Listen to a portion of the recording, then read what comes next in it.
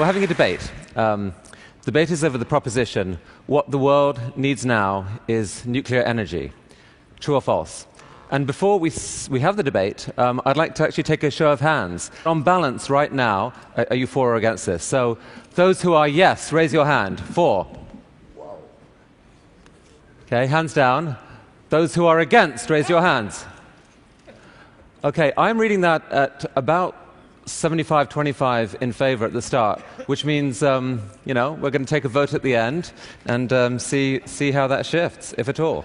So here's the format. They're going to have 6 minutes each, and then after one little quick exchange between them, I want 2 people on each side of this debate in the audience to have 30 seconds to make one short, crisp, pungent, powerful point. So in favor of the proposition, possibly shockingly, is one of truly the founders of the environmental movement, a long-standing TEDster, the founder of the Whole Earth Catalog, someone we all know and love, Stewart Brand. The saying is that with climate, those who know the most are the most worried. With nuclear, those who know the most are the least worried. A classic example is James Hansen, the NASA climatologist pushing for 350 parts per million carbon dioxide in the atmosphere, came out with a wonderful book recently called Storms of My Grandchildren. And Hansen is hard over for nuclear power, as are most climatologists who are engaging this issue seriously. This is the design situation, a planet that is facing climate change and is now half urban. Look at the client base for this. 5 out of 6 of us live in the developing world. We are moving to cities, we are moving up in the world, and we are educating our kids, having fewer kids, basically good news all around. But we move to cities toward the bright lights, and one of the things that is there that we want, besides jobs, is electricity. And if it isn't easily gotten, we'll go ahead and steal it. This is one of the most desired things by poor people all over the world, in the cities and in the countryside. Electricity for cities, at its best, is what's called baseload electricity. That's where it is on all the time. And so far, there are only 3 major sources of that. Coal and gas, hydroelectric, which in most places is maxed out, and nuclear. I would love to have something in the 4th place here, but in terms of constant, clean, scalable energy, nuclear and wind and the other renewables aren't there yet because they're inconstant. Nuclear is and has been for 40 years. Now, from an environmentalist standpoint, the main thing you want to look at is what happens to the waste from nuclear and from coal, the 2 major sources of electricity. If all of your electricity in your lifetime came from nuclear, the waste from that lifetime of electricity would go in a Coke can, pretty heavy Coke can, about 2 pounds. But 1 day of coal adds up to one hell of a lot of carbon dioxide at a normal 1 gigawatt coal-fired plant. Then what happens to the waste? The nuclear waste typically goes into a dry cask storage out back of the parking lot at the reactor site, because most places don't have underground storage yet, just as well, because it can stay where it is. But all the carbon dioxide, vast quantities of it, gigatons, goes into the atmosphere where we can't get it back yet, and where it is causing the problems that we're most concerned about. So when you add up the greenhouse gases in the lifetime of these various energy sources, nuclear is down there with wind and hydro, below solar, and way below, obviously, all the fossil fuels. Wind is wonderful. I love wind. I love being around these big wind generators. But one of the things we're discovering is that wind, like solar, is an actually relatively dilute source of energy. And so it takes a very large footprint on the land, a very large footprint in terms of materials, 5 to 10 times what you use for nuclear. And typically to get 1 gigawatt of electricity is on the order of 250 square miles of wind farm. In places like Denmark and Germany, they've maxed out on wind already. They've run out of good sites. The power lines are getting overloaded, and you peak out. Likewise with solar, especially here in California, we're discovering that the 80 solar farm schemes that are going forward want to basically bulldoze 1,000 square miles of Southern California desert. Well, as an environmentalist, we would rather that didn't happen. It's okay on frapped out agricultural land. Solar is wonderful on rooftops. But out in the landscape, 1 gigawatt is on the order of 50 square miles of bulldozed desert. When you add all these things up, Saul Griffith did the numbers and figured out what it would take to get 13 clean terawatts of energy from wind, solar, and biofuels. And that area would be roughly the size of the United States, an area he refers to as Renewistan. The guy who's added it up all this very well is David Mackay, a physicist in England, and in his wonderful book, Sustainable Energy, among other things, he says, I'm not trying to be pro-nuclear, I'm just pro-arithmetic. In terms of weapons, the best disarmament tool so far is nuclear energy. We have been taking down the Russian warheads, turning it into electricity. 10% of American electricity comes from decommissioned warheads. We haven't even started on the American stockpile. I think of most interest to the TED audience would be a new generation of reactors that are very small, down around 10 to 125 megawatts. This is one from Toshiba. Here's one the Russians are already building, floats on a barge, and that will be very interesting in the developing world. Typically, these things are put in the ground. They're referred to as nuclear batteries. They're incredibly safe, weapons proliferation proof, and the rest of it. Here's a commercial version from New Mexico called the Hyperion, and another one from Oregon called NuScale. Babcock and Wilcox, who make nuclear reactors. Here's an integral fast reactor. Thorium reactor, the nation Mervold's involved in. The governments of the world are going to have to decide that coal is need to be made expensive, and these will go ahead. And here's the future.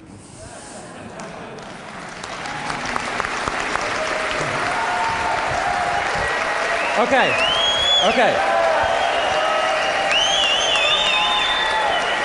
So arguing against man who's been at the nitty-gritty heart of the energy debate, the climate change debate for years. In 2000, he discovered that soot was probably the second leading cause of global warming after CO2. His team have been making detailed calculations of the relative impacts of different energy sources. His first time at TED, possibly a disadvantage. We shall see. From Stanford, Professor Mark Jacobson. Good luck. Thank you. Okay.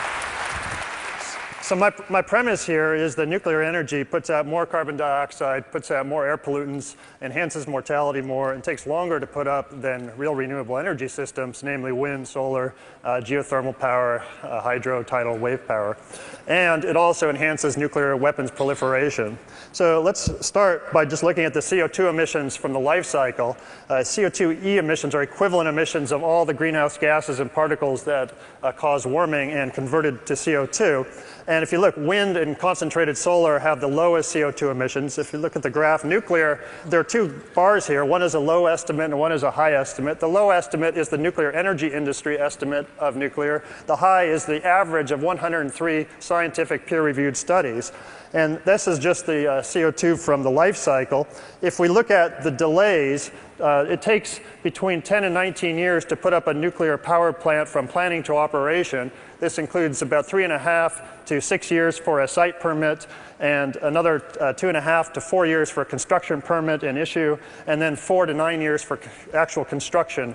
And in China, right now they're putting up 5 gigawatts of nuclear, and it's the average just for the construction time of these is 7.1 years, on top of the planning times. While you're waiting around for your nuclear, you have to run the regular electric power grid, which is mostly coal in the United States and around the world.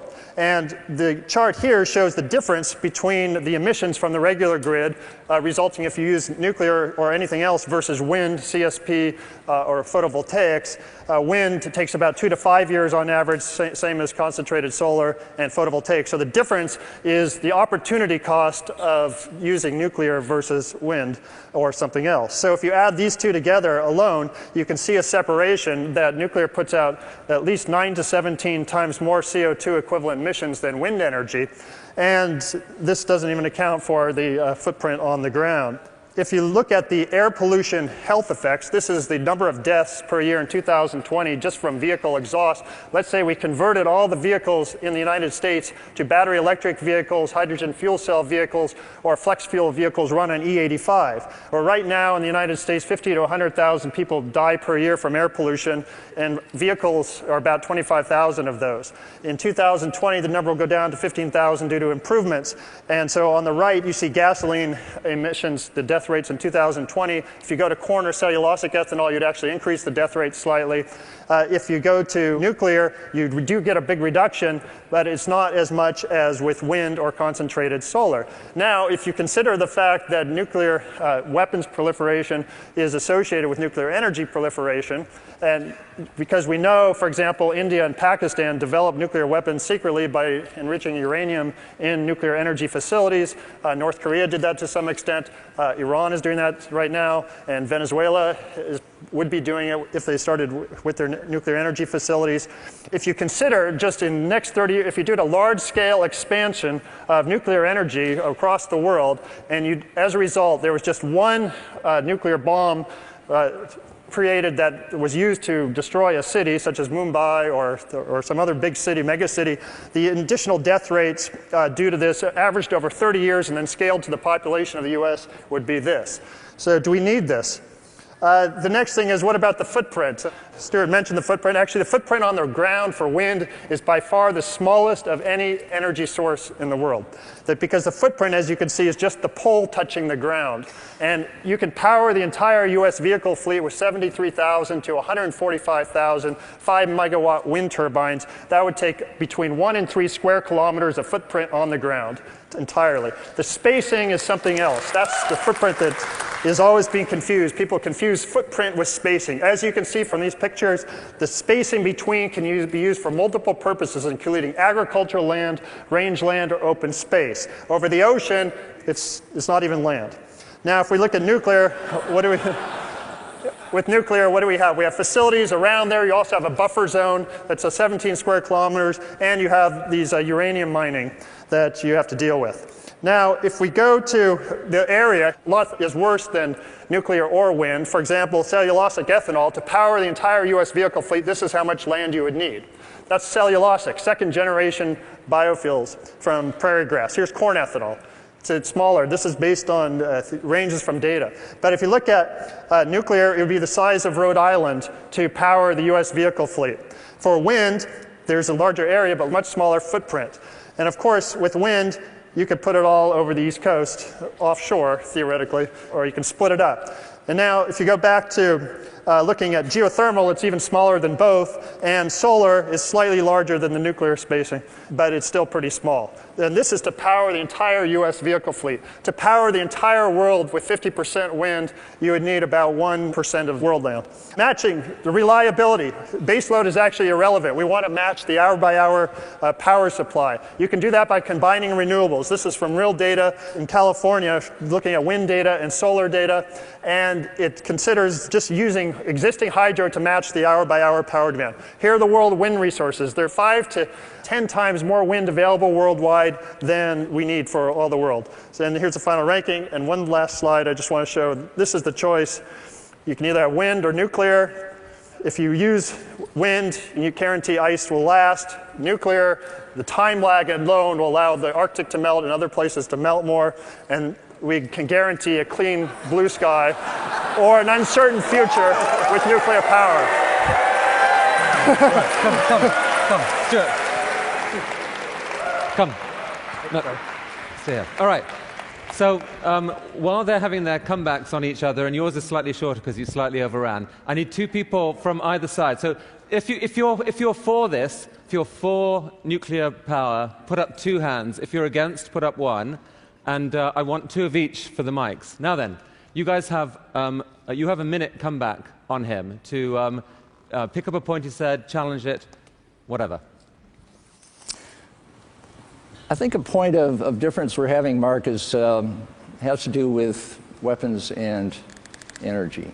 These diagrams that show that nuclear somehow is putting out a lot of greenhouse gases, a lot of those studies include, well, of course, war will be inevitable, and therefore we'll have cities burning and stuff like that, which is kind of finessing it a little bit, I think. The reality is that there's, 21 nations that have nuclear power. Of those, 7 have nuclear weapons. In every case, they got the weapons before they got the nuclear power. There are 2 nations, North Korea and Israel, that have nuclear weapons and don't have nuclear power at all.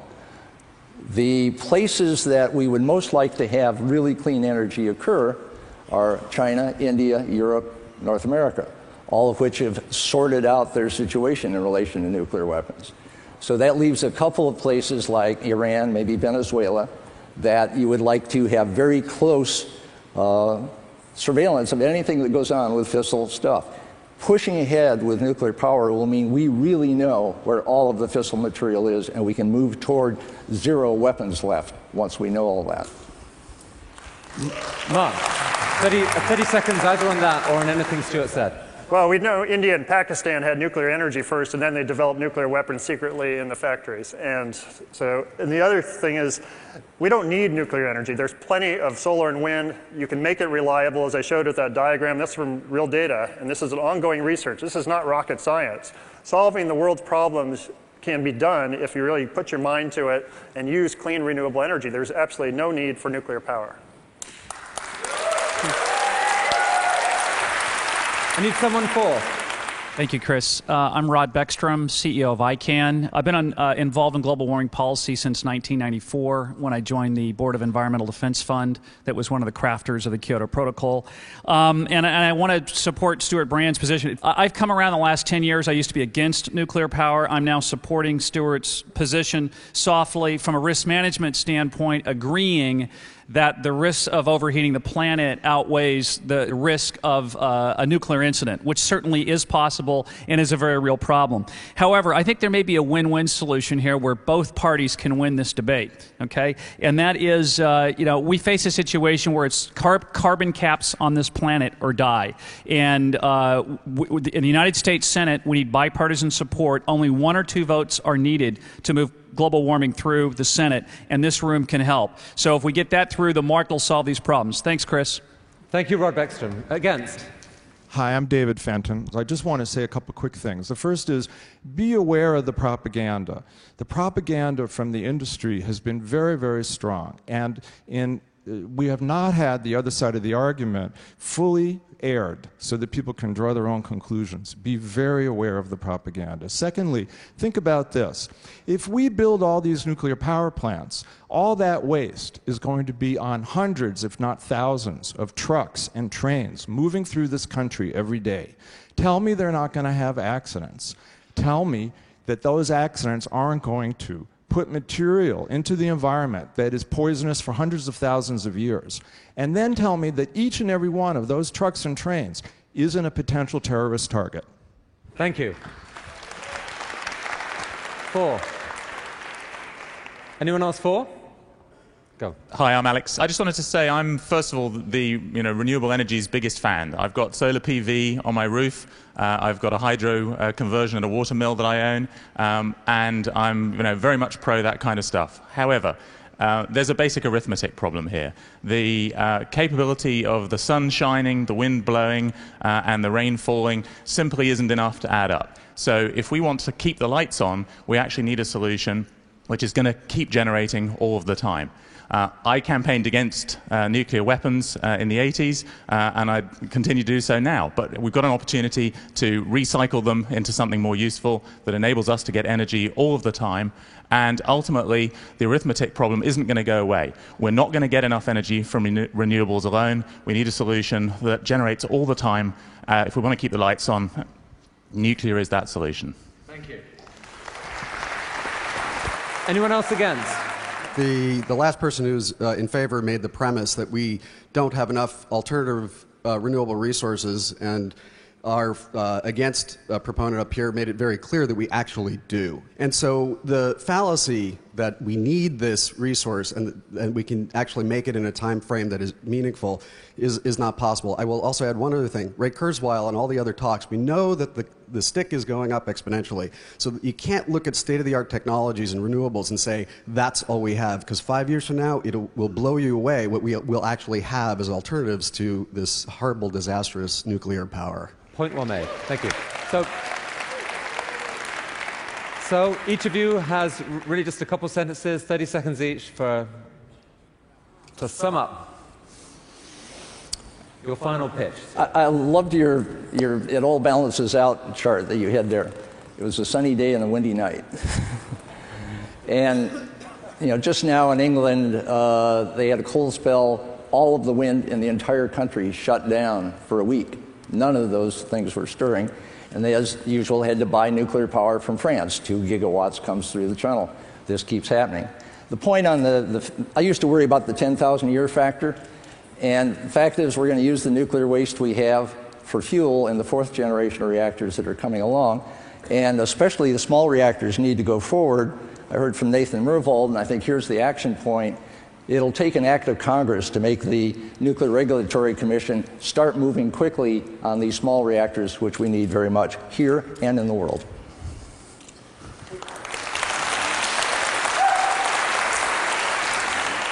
So we've analyzed the hour-by-hour power demand and supply, looking at solar, wind, using data for California, and you can match that demand hour by hour for the whole year almost.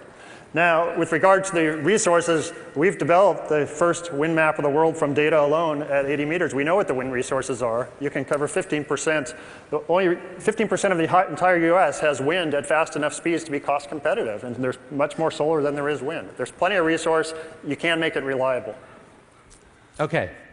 So, thank you, Mark. So if you're in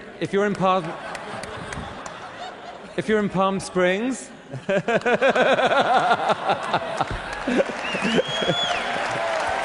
shameless. So, people of the TED community, I put it to you, what the world needs now is nuclear energy. All those in favor, raise your hands. And all those against? Whoa. Now that is my take on that. Just put up hands up, people who changed their minds during the debate, who voted differently. Those of you who changed your mind in favor of 4, put your hands up. Okay, so here's the read on it. Both people won supporters, but on my count, the mood of the TED community shifted from about 75-25 to about 65-35. In favor. In favor. You both won. I congratulate both of you. Thank you for the... Thank you, Stuart.